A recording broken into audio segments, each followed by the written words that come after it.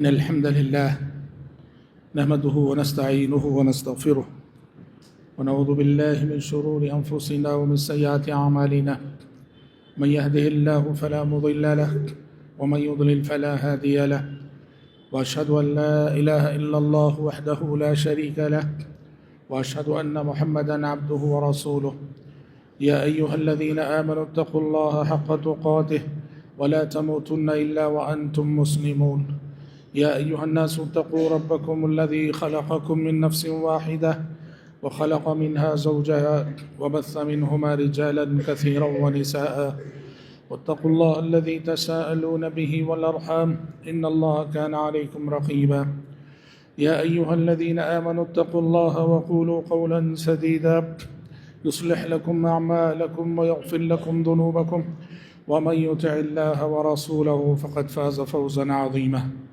أما بعد فإن خير الحديث كتاب الله وخير الهدي هدي محمد صلى الله عليه وسلم وشر الأمور محدثاتها وكل محدثة بدعة وكل بدعة ضلالة وكل ضلالة في النار أعوذ بالله السميع العليم من الشيطان الرجيم من همزه ونفخه ونفسه وذكر فإن الذكرى تنفع المؤمنين.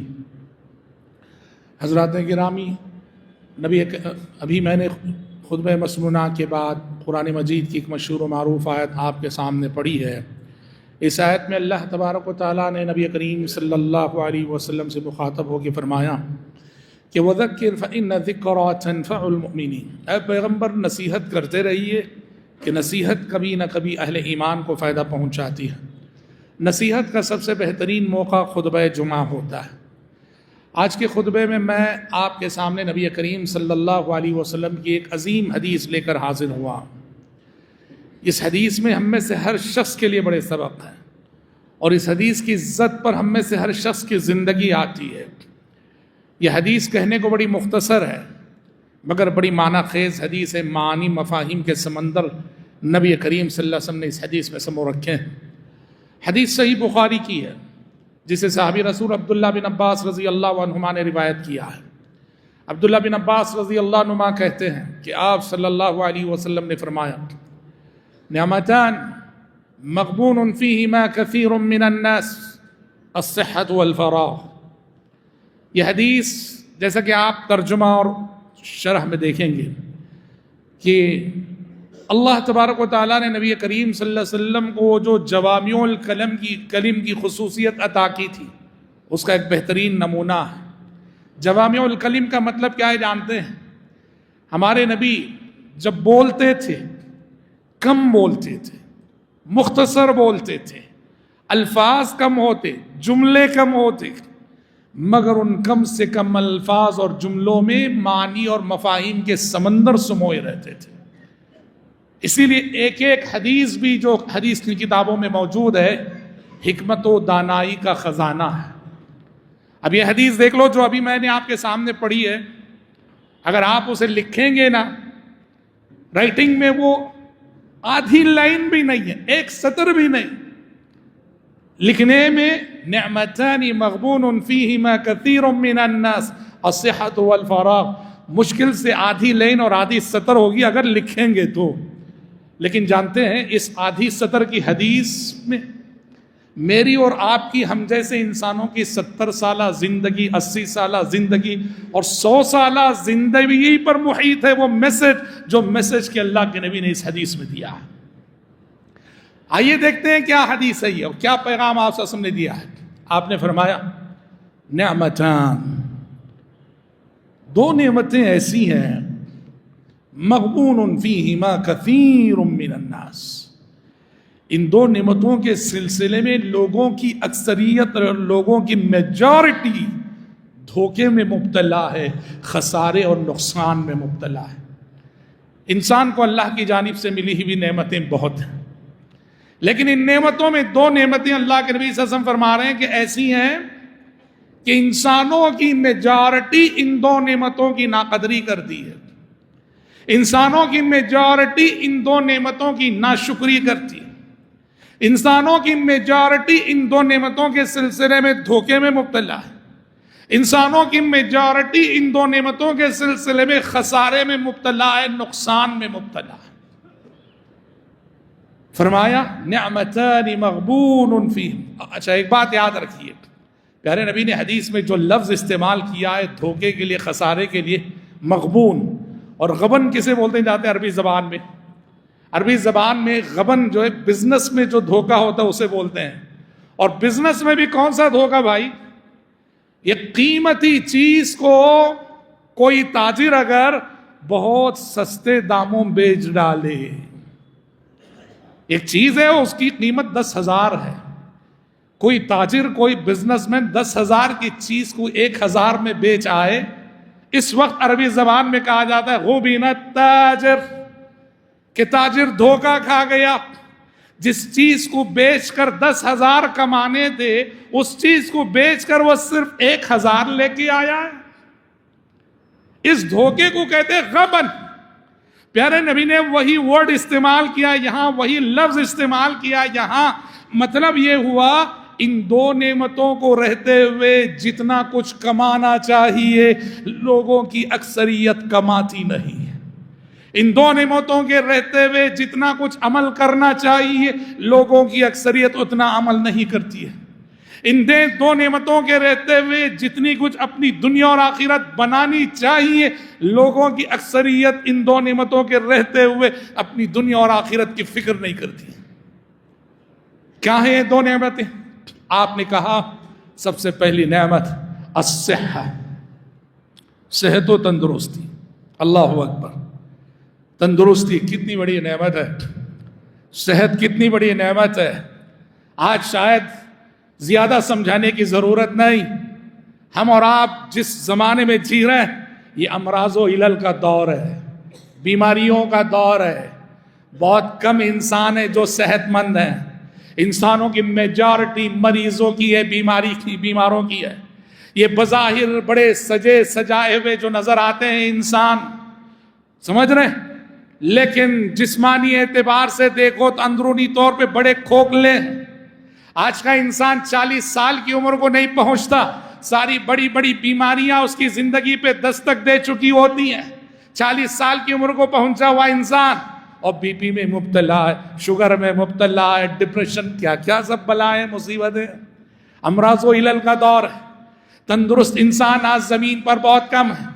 ایسے میں نعمت تندرستی کی قدر و قیمت کو سمجھانے کے لیے زیادہ بولنے کی ضرورت نہیں ہے۔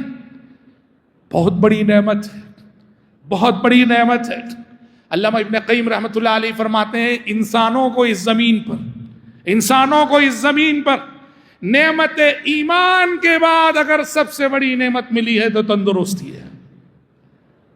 ایمان کے بعد، حق کے بعد، ہدایت کے بعد اگر کوئی بڑی سی بڑی دولت ہمیں ملی ہے تو تندرستی کی دولت ہے، اس سے بڑی کوئی دولت نہیں۔ غالب نے کہا تنگ دستی گرچہ ہو غالب، تندرستی 1000 نعمت، غربت ہو صحیح، فقر و فاقہ ہو صحیح، غربت کے باوجود انسان خوشی سے جیتا ہے، فقر و فاقے کے باوجود انسان خوشی سے جیتا ہے، بھوک و پیاس کے باوجود انسان خوشی سے جی سکتا ہے، لیکن دنیا کی ساری نعمتیں میسر ہو اور یہ ایک نعمت تندرستی چھن گئی ہو، زندگی سے ساری خوشیاں رخصت ہو جاتی ہیں، چہروں کی ساری مسکراہٹیں ختم ہو جاتی ہیں۔ نہ صرف مریض کے سارے فیملی ممبرز کی زندگی سے رخصتیں ختم ہو جاتی ہیں، خصوصاً اگر کسی بڑے مرض میں کوئی گھر کا سرپرست مبتلا ہو جائے۔ اور بھائیوں، تندرستی کی نعمت ہے بھی ایسی نعمت کہ عام طور پر اس کے رہتے ہوئے قدر نہیں ہوتی، اور اس کی قدر کا احساس اس وقت ہوتا ہے جب وہ چھن جاتی ہے۔ چھن جانے کے بعد اس کا احساس ہوتا ہے۔ اس نعمت کے رہتے ہوئے اس کی قدر کرنے والے، اس کی عظمت کو محسوس کرنے والے بہت کم ہوتے ہیں۔ عربی زبان کا ایک مقولہ ہے الصحۃ تاج علی رؤوس الاصحہ لا یراها الا المرضى۔ صحت اور تندرستی صحت مندوں کے سر پر رکھا ہوا ایک تاج ہے۔ بڑا معنی خیز جملہ ہے، دیکھیے، صحت اور تندرستی صحت مند انسانوں کے سروں پر رکھا ہوا ایک ایسا تاج ہے جو صرف مریضوں اور بیماروں کو نظر آتا ہے۔ ایک امیر سے امیر بیمار انسان، ایک مالدار سے مالدار ترین بیمار انسان، جسے بیماری نے موت کی دہلیز پہ پہنچا دیا ہو، جب ایک صحت مند بھکاری کو دیکھتا ہے نا، تھوڑی دیر کے لیے وہ آرزو کرتا کاش اس کی جگہ میں ہوتا۔ سمجھ رہے آپ؟ صحت مند بھکاری کو بھی دیکھے وہ تھوڑی دیر کے لیے آرزو کرے گا کہ کاش اس کی جگہ میں ہوتا۔ دنیا نہیں ہے صحیح، لیکن تندرستی ہے اس کے پاس۔ اسی لیے بھائیوں، ذمہ دار قسم کے انسان وہ ہیں اور خوش نصیب انسان وہ ہیں جو اس نعمت تندرستی کے رہتے ہوئے اس نعمت کی قدر و قیمت کا احساس کر لے، اور اس نعمت کی قدر کر کے تندرستی کے ایام میں جیسے کچھ اور جتنی کچھ عبادت کرنی چاہیے اللہ کی ویسی کما کو عبادت کرے۔ کہتے ہیں خلیفہ عباسی ہارون رشید، انہوں نے ان کے دربار میں ایک اللہ والے تھے عالم ابن السماک رحمت اللہ علیہ۔ قدیم زمانے کے حکمرانوں کا معاملہ ہی الگ، ان کی شان ہی الگ، اور قدیم زمانے کے علماء بھی الگ۔ حکمران بھی علماء کی قدر کرنے والے اور علماء کی نصیحتوں کو دل کے کانوں سے سننے والے، اور علماء بھی ایسے اس دور کے حاکم وقت کی ہیبت سے، حق کہنے سے کبھی وہ ڈرتے نہ تھے، تلوار کے زیر سایہ بھی وہ حق بات کہے جاتے تھے۔ ہارون رشید کے دربار میں ابن السماک ایک واعظ تھے، ایک عالم تھے، ایک ناصح تھے۔ ہارون رشید نے، وہ خود اپنی جگہ ایک عالم سے کم نہ تھے ہارون رشید، تاہم اللہ والوں اور علماء کی بڑی قدردانی تھی ہارون رشید کے پاس۔ ہارون رشید نے ابن السماک سے کہا کہ ابن السماک، مجھے کوئی نصیحت کر دیجئے، مجھے نصیحت کر دیجئے۔ ابن السماک نے کہا، ہارون رشید کے سامنے ایک پیالہ پانی رکھا ہوا تھا، ایک گلاس رکھا ہوا تھا جس میں پانی تھا، اور اس کو بادشاہ نے پینے کے لیے منگوایا تھا۔ ابن السماک نے کہا کہ بادشاہ سلامت، ذرا یہ بتائیے کہ آپ کو شدید پیاس لگی ہو، شدید پیاس لگی ہو، اور پینے کے لیے ایک گلاس پانی نہ مل رہا ہو، کیا کریں گے آپ؟ ہارون رشید نے کہا، پانی ایک ایسی ضرورت ہے جس کے بغیر زندگی نہیں۔ مجھے پیاس لگے اور پینے کے لیے پانی نہ ملے، بہر قیمت بہر صورت وہ پانی حاصل کروں گا میں، بھلے سے اس ایک گلاس پانی کو پانے کے لیے مجھے آدھی حکومت اور آدھی سلطنت کیوں نہ خرچ کرنی پڑے۔ ابن السماک نے کہا کہ بادشاہ سلامت، آپ نے بہت سچی بات کہی، پانی پی لیجئے۔ ہارون رشید نے پانی پی لیا۔ پینے کے بعد ابن السماک نے کہا کہ امیر المومنین، ذرا یہ بتائیے گا، یہ جو ایک گلاس پانی آپ پیے ہیں، اگر وہ نہ نکلے تو کیا کریں گے آپ؟ ہم جو کھاتے ہیں پیتے ہیں نا، یہ رب العالمین کی نعمت ہے، اس کا شکر ہے کہ ہماری غذا میں جو نفع بخش عنصر ہے وہ خون میں تحلیل ہو جاتا ہے، اور ہماری غذا میں جو فاضل رطوبتیں ہیں وہ بول و براز اور پیشاب و شاب کے راستے سے سب باہر ہو جاتی ہیں۔ اگر یہ فاضل رطوبتیں پیشاب و شاب کے راستے سے باہر نہ ہوئیں، جانتے ہیں کیا ہوگا؟ انسانی پیٹ پھول جائے گا، انسان درد سے تڑپ اٹھے گا۔ کسی مریض کو 30-40 گھنٹے اگر صرف پیشاب نہ ہو، اس کی تڑپ آپ دیکھ نہیں سکیں گے، اتنا تڑپے گا، اتنا تڑپے گا۔ یہ رب العالمین کی کتنی بڑی نعمت ہے۔ ہم جو بھی کھاتے ہیں، ہماری پوری زندگی اس نے یہ سسٹم بنا رکھا ہے کہ وہ فاضل رطوبتیں پیشاب و شاب کے راستے سے باہر ہو جاتی ہیں اور ہم صحت مند رہے۔ اسی دیکھو، قضاء حاجت کے بعد بیت الخلاء سے نکلتے ہوئے کیا دعا سکھائی گئی ہے؟ قضاء حاجت کے بعد بیت الخلاء سے نکلتے ہوئے دعا سکھائی گئی ہے، غفرانک، اے اللہ مجھے معاف کر دے، اے اللہ مجھے معاف کر دے۔ سوال یہ ہے، بیت الخلاء کو جا کے آ رہے اور یہاں معافی مانگنا کیا معنی رکھتا ہے؟ یہ بڑا معنی خیز ہے۔ بیت الخلاء سے نکلتے ہوئے جو غفرانک کی دعا سکھائی گئی ہے، انسانوں معافی مانگو، معافی مانگو، بیت الخلاء سے نکلتے کیوں؟ نعمت تندرستی کا احساس دلانے کے لیے کہ پروردگار شکر ہے کہ میرے جسم کی فاضل رطوبتوں کو کس آسانی سے تو باہر نکال دیتا ہے. اس نعمت تندرستی کی میں تیری ناشکری کر رہا ہوں اور اب تک ناشکری کرتا آیا ہوں, مجھے معاف کر دے اس ناشکری پر. سمجھ رہے؟ تو اسی لیے ابن سماک نے کہا امیر المومنین یہ ایک گلاس پانی جو ابھی آپ نے پیا ہے اگر نہ نکلے تو کیا کریں گے آپ؟ بادشاہ نے کہا علاج کرواؤں گا, اور علاج کرانے کے لیے گو کہ مجھے اپنی باقی آدھی سلطنت بھی کیوں نہ خرچ کرنی پڑے. تو ابن السماک نے کہا کہ بادشاہ سلامت, گویا آپ کی گفتگو کا خلاصہ اور نچوڑ یہ ہوا کہ جس حکومت اور سلطنت کے آپ مالک ہیں اس کی قیمت بس ایک گلاس پانی ہے. کہ ایک گلاس پانے کے لیے آدھی حکومت اور اس گلاس پانی کو جسم سے نکالنے کے لیے آدھی حکومت. بہت سچی نصیحت ہے, بہت سچی نصیحت ہے. پیارے نبی نے اس حدیث میں بھی یہی پیغام دیا ہے, یہی میسج دیا ہے کہ تندرستی ایمان کے بعد اس دنیا کی سب سے عظیم نعمت ہے. مگر کیا کریں کہ مغبون فیہما کثیر من الناس, لوگوں کی اکثریت اس کی ناقدری کرتی ہے.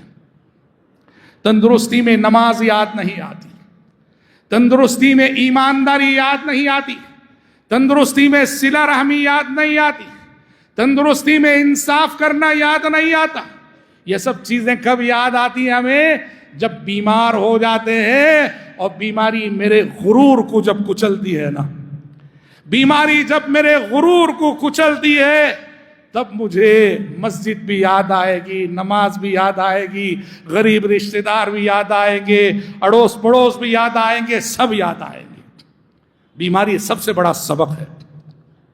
اچھے انسان وہ ہیں, کامیاب انسان وہ ہیں جو یہ اسباق تندرستی کی حالت میں یاد کر لیں. مسجدوں سے رشتہ تندرستی کی حالت میں ہو, نمازوں سے رشتہ تندرستی کی حالت میں ہو, سچائی تندرستی میں ہو, انصاف تندرستی میں ہو, صلہ رحمی تندرستی میں ہو, ایمانداری تندرستی میں ہو.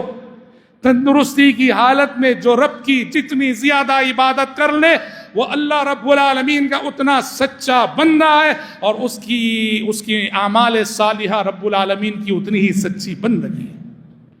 تو بھائیو, قدر کرو نعمت تندرستی کی, عبادت کر لو اپنے رب کی نعمت تندرستی میں. یاد رکھو بیماری کے وہ ایام آئیں گے کہ کل میری اور آپ کی پیشانی ایک سجدے کے لیے تڑپ جائے گی, ہم سے ایک سجدہ نہیں ہوگا. اللہ نہ کرے کہ وہ دن ہماری زندگی میں آئے. انسان تڑپ جاتا ہے ایک سجدے کے لیے بیماری کی حالت میں, لیکن اس سے جھکا نہیں جاتا, اس کی پیشانی سر پہ رکھی نہیں جاتی. بیماری کے ایام میں وہ عبادت کرنا چاہ کر بھی وہ عبادت نہیں کر پاتا ہے, صحت اس کی اجازت نہیں دیتی ہے. تو کتنے بڑے خسارے میں ہے, کتنے بڑے دھوکے میں ہے, اور کتنے بڑے گھاٹے میں ہے وہ شخص جو تندرستی کے ایام میں رب کی عبادت نہ کرے. اور دیکھو خسارہ اس حیثیت سے بھی ہے کہ آپ صلی اللہ علیہ وسلم نے حدیثوں میں فرمایا ہے کہ انسان جب بیمار ہوتا ہے نا, انسان جب بیمار ہوتا ہے تو بیماری کی حالت میں بہت ساری ان نیکیوں کا اجر و ثواب اس کے نامہ اعمال میں لکھا جاتا ہے جو وہ تندرستی کے ایام میں کر رہا تھا اور اب بیماری کی وجہ سے نہیں کر پا رہا. ایک انسان ہے جب تک صحت مند تھا, صلاۃ الضحیٰ اور صلاۃ الاشراق کا پابند تھا, اشراق کی نماز پڑھتا تھا. آج بیمار ہو گیا, اشراق کی نماز نہیں پڑھ پا رہا ہے, لیکن اس کے نامہ اعمال میں ہر دن اشراق کی نماز کا اجر و ثواب لکھا جائے گا, کیونکہ رب جانتا ہے کہ یہ تندرستی کے ایام میں اشراق کا پابند تھا, آج بیماری کی وجہ سے اشراق نہیں پڑھ پا رہا, نہ پڑھنے کے باوجود اس کے نامہ اعمال میں اشراق کا اجر و ثواب. تندرستی کے ایام میں ایک شخص تلاوت قرآن مجید کا پابند تھا, آج بیمار ہو گیا, اس سے تلاوت نہیں ہو پا رہی ہے، مگر اس کے نامہ اعمال میں برابر تلاوت کا اجر و ثواب لکھا جاتا رہے گا، اس لیے کہ رب جانتا ہے کہ تندرستی کے دنوں میں یہ تلاوت کا پابند تھا، آج بیماری کی وجہ سے نہیں کر پا رہا ہے، عذر کی وجہ سے عمل نہ کرنے کے باوجود عمل کا اجر و ثواب لکھا جا رہا ہے۔ صحت مند انسان کتنا خوش نصیب اور سعادت مند ہے جو بیمار ہونے کے بعد ان فضیلتوں کا مستحق ٹھہرتا ہے، اور کتنا محروم ہے وہ شخص، اور کتنا بدبخت ہے وہ شخص جو تندرستی کے ایام میں رب کی عبادت نہ کر کے بیماری کے ایام میں ان فضیلتوں سے محروم رہتا ہے۔ اس لیے بھائیوں، پہلی نعمت جو آپ صلی اللہ علیہ وسلم نے اس حدیث میں بتائی ہے، نعمت صحت ہے، نعمت تندرستی ہے، اس کی قدر کرو اور رب العالمین کی زیادہ سے زیادہ عبادت کرو، اور یاد رکھو یہ عبادت، اس سے بندگی بھی ہوگی اور عبادت سے آپ کی تندرستی کی حفاظت بھی ہوگی۔ عبادت آپ کو روحانی اعتبار سے مضبوط رکھے گی، جسمانی اعتبار سے مضبوط رکھے گی۔ عبادت آپ کی صحت کا راز ہے۔ تندرستی کے ایام میں رب العالمین کی زیادہ سے زیادہ عبادت اور بندگی کر لیا کرو۔ دوسری نعمت جو آپ صلی اللہ علیہ وسلم نے اس حدیث میں بتائی ہے، الفراغ، کہ لوگ جس نعمت کو پا کر سب سے زیادہ ناشکری کر رہے ہیں، گھاٹے میں ہیں، نقصان میں ہیں، خسارے میں ہیں، اور جتنا پانا چاہے نہیں پا رہے، وہ ہے خالی وقت، وقت کی نعمت۔ اور واللہ العظیم رب کی نعمتوں میں انسان نعمت وقت کو جتنا برباد کرتا ہے، جتنا ضائع کرتا ہے، کسی اور نعمت کو شاید انسان اس قدر ضائع نہیں کرتا۔ خصوصاً ہمارے دور میں، ہمارے زمانے میں، جب زندگی لہو و لعب سے عبارت ہے، کھیل تماشے سے عبارت ہے، صبح کھیل، شام کھیل، دن کھیل، رات کھیل، پوری زندگی گیمز میں بدل چکی ہے، پوری زندگی گیمز میں بدل چکی ہے، زندگی کا مطلب کھیل تماشا ہو گیا ہے۔ ہمارے نوجوانوں کے لائف سٹائل کو دیکھ لیجئے گا نا، ہمارے نوجوان اسکول اور کالج سے آنے کے بعد باقی جو اوقات جن مشغولیتوں میں گزارتے ہیں، ہماری نوجوان نسل کا لائف سٹائل ہے، طرز زندگی ہے، فرینڈ سرکل کے ساتھ ہوٹلوں میں جمع ہونا، روزینہ جمع ہونا، فرینڈ سرکل کے ساتھ ہوٹلوں میں عشاء بعد بیٹھنا اور گھنٹے گھنٹے گپ شپ کرنا، بیڑی سگریٹ کے دور چلیں گے، چائے کے دور چلیں گے، نہ کوئی دنیا کا فائدہ، نہ کوئی آخرت کا فائدہ، زندگی بیکار ہو رہی ہے، ہوٹلوں میں، پارکوں میں، کہاں ہماری زندگی بیکار ہو رہی ہے۔ ہوئے اس قدر مہذب، اکبر الہ آبادی نے اس نوجوان نسل کی حالت پر ماتم کرتے ہوئے کہا، ہوئے اس قدر مہذب، کبھی گھر کا منہ نہ دیکھا، سب جگہ جائیں گے، گھر کا بچہ گھر کو نہیں آئے گا، ماں منتظر رہے گی، رات کے 2 بجے تک ماں تکتی رہے گی، دروازے کو دیکھتی رہے گی، بچہ نہیں آیا، بچہ نہیں آیا، گھر آنا بڑا دشوار۔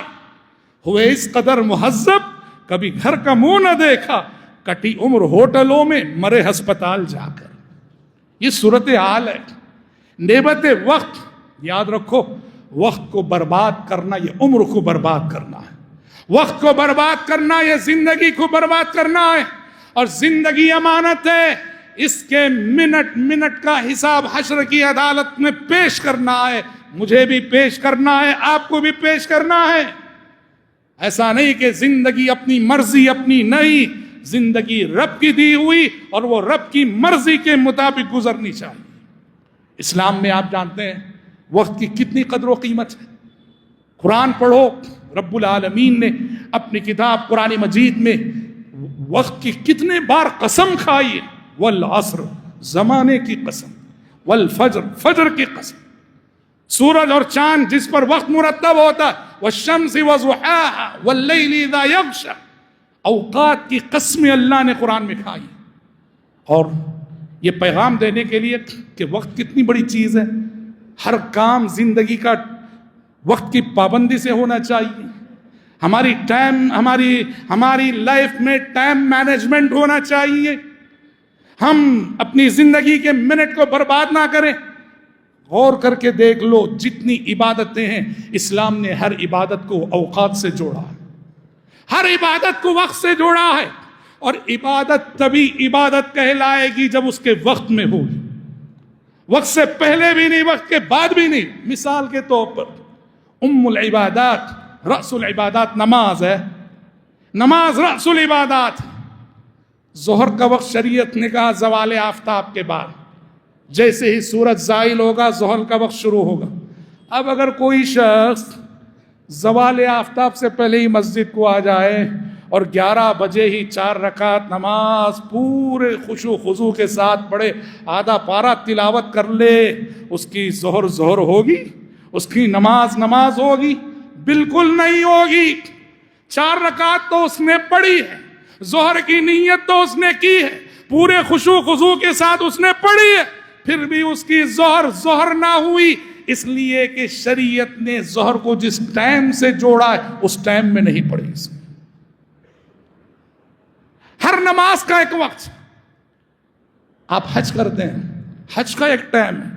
حج تبھی حج کہلائے گا جب اس کے ٹائم میں ہو. حج کا ٹائم کیا ہے؟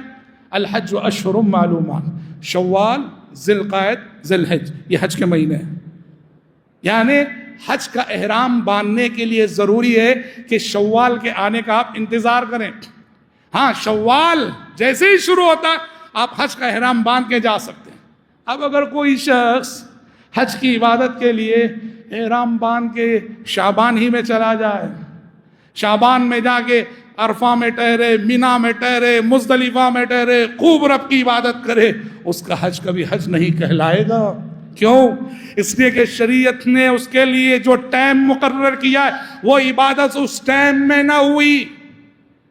رمضان کے روزوں کا ایک وقت مقرر ہے کہ فرض روزے رمضان میں رکھے جائیں گے، وہ روزے رکھنے کے لیے رمضان کا انتظار ضروری ہے. غور کیجئے نا، شریعت نے اہم عبادتوں کو کیسے وقت سے جوڑا ہے، یہ بتانے کے لیے کہ ٹائم کتنا معنی رکھتا ہے انسانی زندگی میں.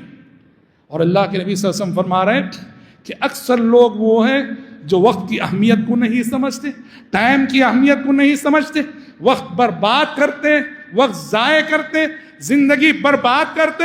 جیسے ہم نے کہا یہ جو موبائل فون کی آفت ہے، پہلے ہی جو پریکٹیکل لائف میں جو گیمز کی بھرمار ہے وہ چھوڑی، اس پر مزید موبائل فون کے اندر عمر برباد کرنے کے لیے، ٹائم ویسٹ کرنے کے لیے موبائل فون میں جو گیمز کا سامان ہے، ہماری نئی نسلیں، خاص کر معصوم بچے، اسکول جانے والے بچے، چھوٹی چھوٹی عمر کے بچے، ہم بچپن ہی سے یہ موبائل فون کی لعنت ان کے حوالے کر کے ہم دیکھتے ہیں، صبح دیکھتے ہیں، شام دیکھتے ہیں، ہمارے بچے گیمز میں ملوث ہیں، الجھے ہوئے ہیں، زندگیاں برباد، عبادتیں برباد، تعلیم برباد، پر زندگی ہے کہ گیمز میں صرف ہو رہی ہے، موبائل فون کے پیچھے صرف ہو رہی ہے. کتنی سچی بات پیارے نبی نے فرمائی کہ وقت ایک ایسی نعمت ہے جس کے سلسلے میں لوگوں کی میجارٹی خسارے میں. اور ایک حقیقت ہے، جو لوگ وقت کی ناقدری کرتے ہیں وقت بھی ان کی قدر نہیں کرتا. وقت کی ناقدری کرنے والے اپنی قیمت گوا بیٹھتے ہیں، ان کی زندگی کی کوئی ویلیو نہیں ہوا کرتی.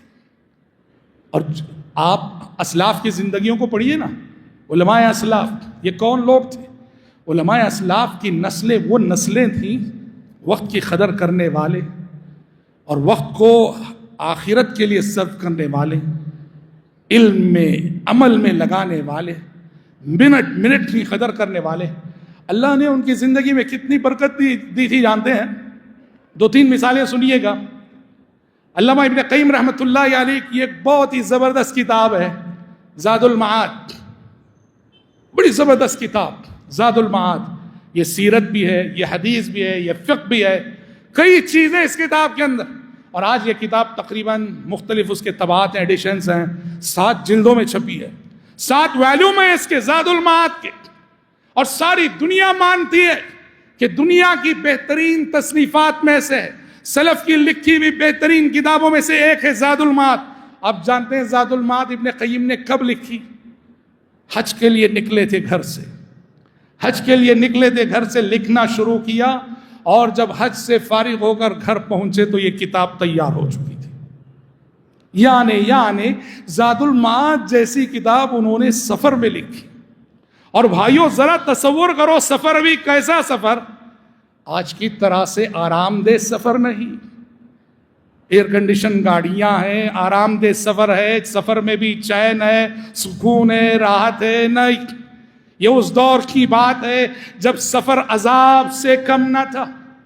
خود آپ صلی اللہ علیہ وسلم نے حدیثوں میں فرمایا السفر قطعۃ من العذاب یمنع الرجل طعامہ وشرابہ، سفر عذاب ہے کہ آدمی کو کھانے پینے سے روک دیتا ہے، نہ من چاہا کھانا ملتا ہے، نہ من چاہا پانی ملتا ہے۔ اس دور میں حالت سفر میں ایسی مایا ناز کتاب انہوں نے لکھی، یہ کیسے ممکن ہوا؟ اس لیے کہ یہ رب کے وہ بندے تھے جنہوں نے زندگی کی قدر کی، وقت کی قدر کی، اللہ نے ان کی زندگیوں میں برکت عطا کی۔ امام نووی ہیں، آپ امام نووی کا نام بہت سنتے ہیں اہل علم میں۔ صحیح بخاری کے بعد جو دوسری حدیث کی کتاب ہے صحیح مسلم، صحیح مسلم کی شرح جو سب سے ایتھنٹک شرح کی ہے امام نووی نے کی ہے، المنہاج کے نام سے حدیث کی کتاب کی۔ اور امام نووی کی اور بے شمار، جانتے ہیں امام نووی کی زندگی کتنی تھی؟ 45 سال، 45 ایئرس، بس 45 سال کی عمر میں ان کا انتقال ہو گیا۔ اور 45 سال کی عمر میں اتنا لکھ گئے ہم ان سے ڈبل زندگی پا کر بھی ان کی لکھی ہوئی کتابوں کو پڑھ بھی نہیں پا رہے ہیں۔ رب العالمین نے ان کی زندگیوں میں یہ برکت دی تھی۔ اور شیخ الاسلام ابن تیمیہ رحمۃ اللہ علیہ کا حال بھی وہی، ان کی لکھی ہوئی کتابوں کو، لکھے ہوئے اوراق کو پوری زندگی پہ پیدائش سے لے کے وفات تک جب تقسیم کیا گیا تو ایک جائزہ نکلا کہ ابن تیمیہ نے اپنی لائف میں ہر دن کم سے کم اتنے پیج لکھے، کب سے؟ پیدائش سے جب تقسیم کیا گیا، جبکہ عام طور پہ بچپن پھر لڑکپن کے بعد انسان لکھنا پڑھنا شروع کرتا ہے۔ یہ وہ لوگ تھے، یہ وہ نسلیں تھیں جنہوں نے وقت کی قدر کی، اور اللہ رب العالمین نے بھی ان کے وقت میں برکت عطا کی۔ اور آج کی نسلیں، ہم اور آپ نعمت وقت کی ناقدری کرنے والے، نتیجے میں ہم نے جس زمانے میں آنکھ کھولی ہے بھائیوں، یہ وہ زمانہ ہے جب وقت اپنی برکت کھو چکا ہے، وقت اپنی برکت کھو چکا ہے، سچ مچ کھو چکا ہے۔ کیوں؟ حدیث میں آپ نے قیامت کی نشانی کے طور پہ جو بتایا، قیامت سے پہلے وقت کی برکت ختم ہو جائے گی، اسے تقارب زمان کہا گیا کہ سال مہینوں کی مانند گزریں گے، مہینے ہفتوں کی رفتار میں گزریں گے، ہفتے دنوں کی رفتار میں گزریں گے، دن گھنٹوں کی رفتار میں گزریں گے، گھنٹے لمحوں کی رفتار میں گزریں گے۔ یہ چیز ہم دیکھ رہے ہیں اور یہ وقت ہم پہ گزر رہا ہے۔ یہ بے برکتی کس لیے؟ اس لیے کہ قیامت کے قریب آنے والی نسلوں کی میجارٹی ان لوگوں کی ہے جو نعمت وقت کی ناقدری کرنے والے لوگ ہیں۔ نتیجے میں اللہ ان کی عمروں سے، ان کی حیات سے، ان کے شب و روز سے، ان کے لیل و نہار سے برکت کھینچ لے گا، اور اسی کا سامنا ہم کر رہے ہیں۔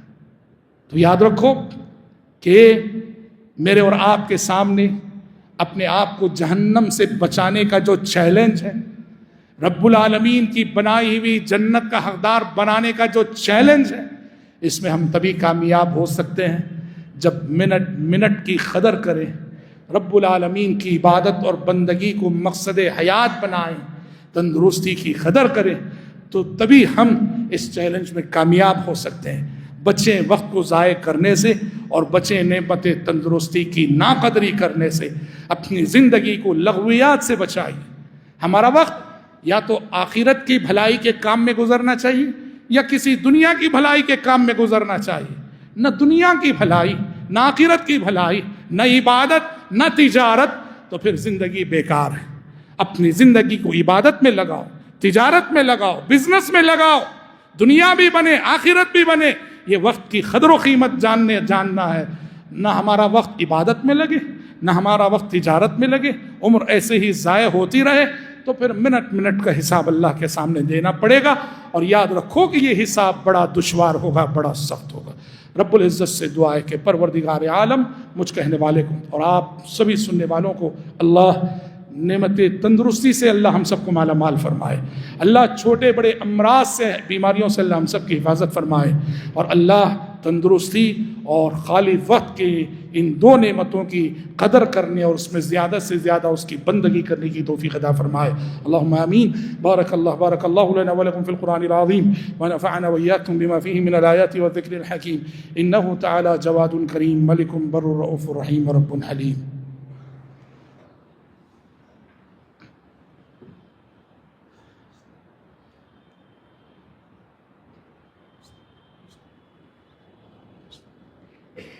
إن الحمد لله نحمده ونستعينه ونستغفره ونعوذ بالله من شرور أنفسنا ومن سيئات أعمالنا. من يهده الله فلا مضل له ومن يضلل فلا هادي له. وأشهد أن لا إله إلا الله وحده لا شريك له وأشهد أن محمدا عبده ورسوله. أما بعد فإن خير الحديث كتاب الله وخير الهدي هدي محمد صلى الله عليه وسلم وشر الأمور محدثاتها وكل محدثة بدعة وكل بدعة ضلالة وكل ضلالة في النار. أعوذ بالله السميع العليم من الشيطان الرجيم. إن الله وملائكته يصلون على النبي يا أيها الذين آمنوا صلوا عليه وسلموا تسليما. اللهم صل على محمد وعلى آل محمد كما صليت على إبراهيم وعلى آل إبراهيم إنك حميد مجيد. اللهم بارك على محمد وعلى آل محمد كما باركت على إبراهيم وعلى آل إبراهيم إنك حميد مجيد. وصل على جميع الأنبياء والمرسلين والملائكة المقربين والخلفاء الراشدين. اللهم انصر من نصر دين محمد صلى الله عليه وسلم واجعلنا منهم آمين. واخذل من خذل دين محمد صلى الله عليه وسلم ولا تجعلنا منهم آمين. عباد الله رحمكم الله، إن الله يأمر بالعدل والإحسان وإيتاء ذي القربى وينهى عن الفحشاء والمنكر والبغي يعظكم لعلكم تذكرون. واذكروا الله يذكركم وادعوه يستجب لكم ولذكر الله أكبر والله يعلم ما تصنعون.